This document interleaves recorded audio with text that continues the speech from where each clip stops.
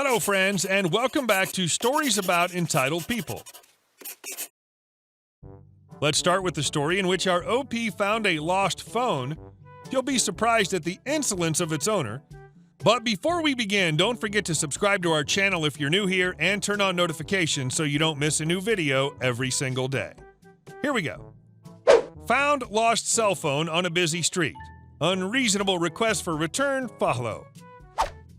This just happened about 15 minutes ago in Philadelphia.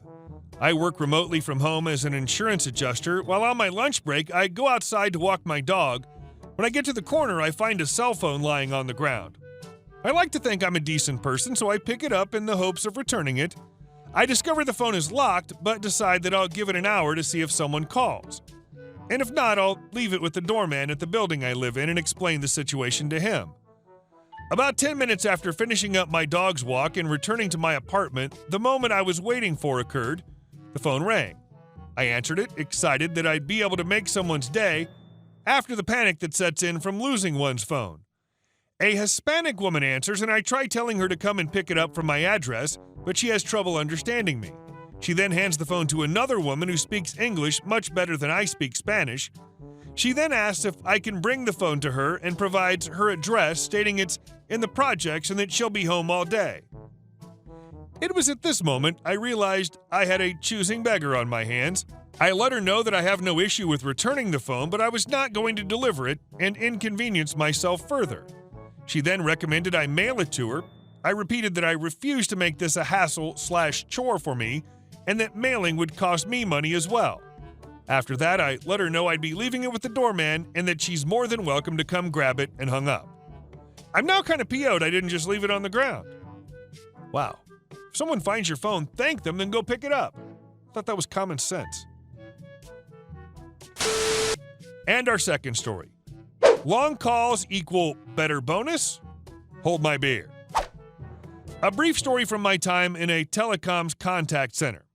I work for a rather large Australian provider that everyone knows and actively hates, mostly because it's fun to hate them. In this story, we were doing outbound calls to transition people into a new NBN network.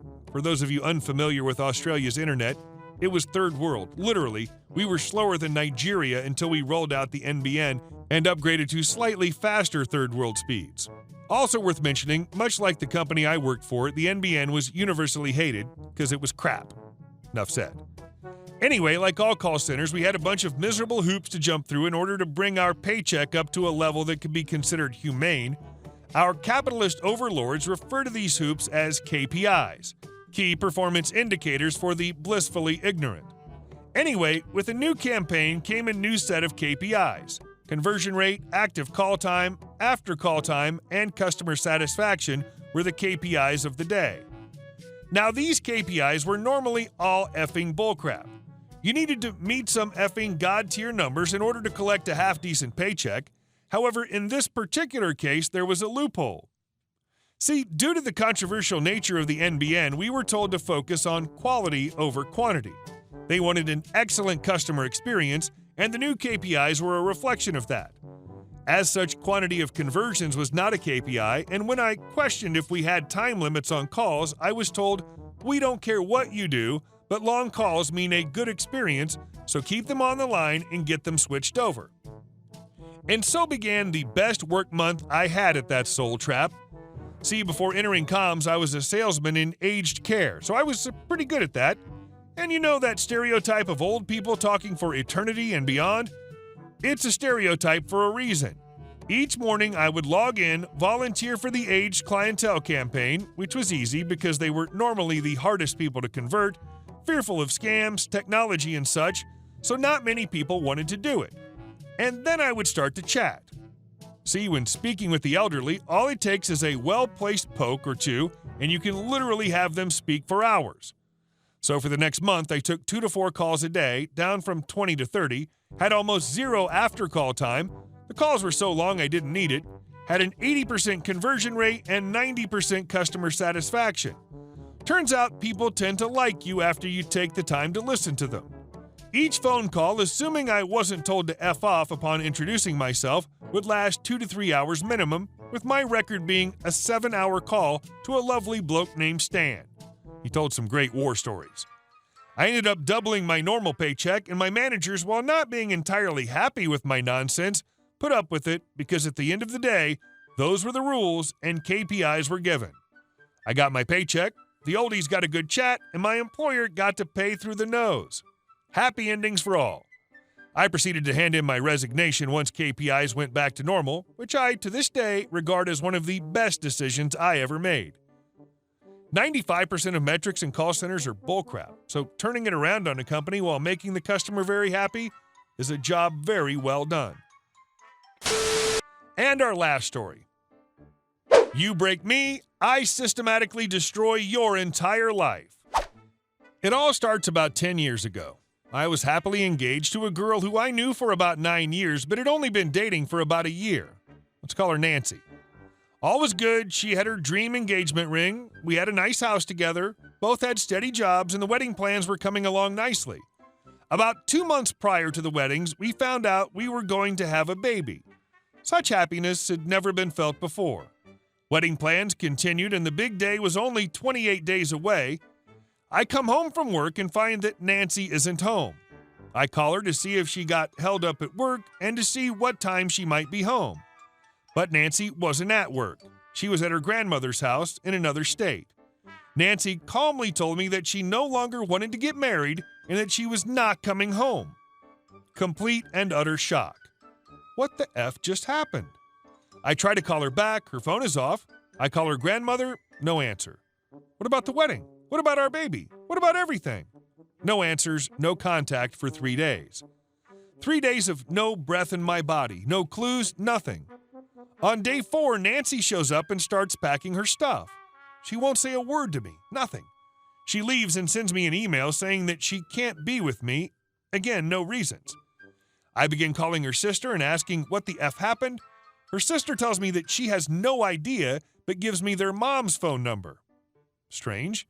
Nancy said her mom was out of the picture because she was an abusive alcoholic. Nevertheless, I call Mom. Mom tells me that I am lucky number 3 who has fallen for this trap. Nancy cut Mom out of her life so Mom couldn't ruin Nancy's game of milking guys for money and resources. Nancy has been pregnant twice before and had miscarriages and milked guys for everything she could before running off to super Christian grandma's house and claiming abuse so grandma will take her in until the dust settles and she can do it again. What the F? Weeks go by and still no contact with Nancy. I've lost 20 pounds and have been counseled at my job for poor work performance. My family is mad as F. Family members lost money on travel plans to the wedding, and I'm mortified.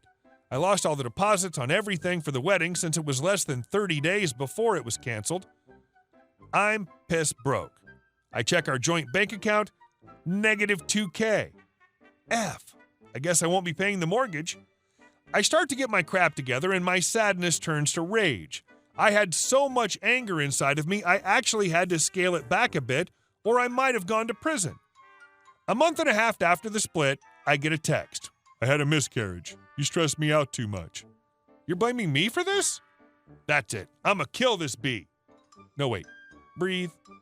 Get your crap together. Most of Nancy's crap was still at my house, which I have to walk away from because I can't afford it. I start to pack it all up in order to get rid of it somehow, but I stumble upon a few things. Her resume and her checkbook to her personal bank account. I read her resume. It's all bullcrap, like everything else. I hop on the computer, create a new Yahoo email address, and send a long letter to her corporate office telling them line by line how it's all lies. Feels good. Operation Checkbook. I sign her name on every check and rip them all out of the book. I drive 30 minutes to the seediest part of town and leave them on a sidewalk in front of an AM/PM. Too much good stuff. I go back home and throw out all of her crap. F it, sue me, B. Except her laptop. 2 weeks go by, Nancy calls, I don't answer. Voicemail says she got laid off due to cutbacks. I know that's not true. F yeah.